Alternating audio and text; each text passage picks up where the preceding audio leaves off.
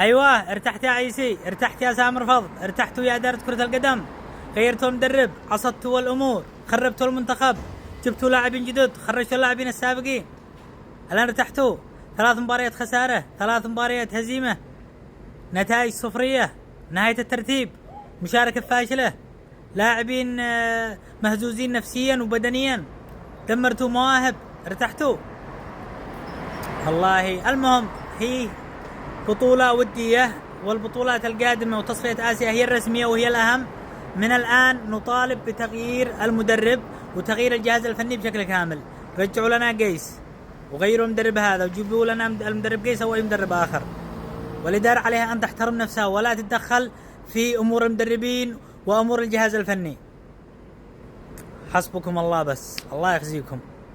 دمرتوا مواهبنا، دمرتوهم، الله المستعان. المهم الجمهور كلكم اعترضوا وانتقدوا هذا العمل. وإلى اللقاء.